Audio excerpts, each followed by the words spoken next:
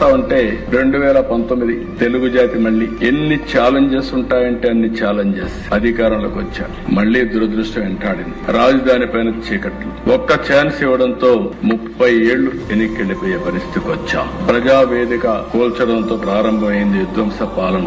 ఒక్క మాటగా దిశ వేశ్యల రాజధాని, శ్మశానం, ఎడారి, ముంపు ప్రాంతం, విషాన్ని జమ్మారు, విద్వేషాన్ని చేశారు. కడాన 2019 డిసెంబర్ 17న 3 రాజధానుల ప్రకటన.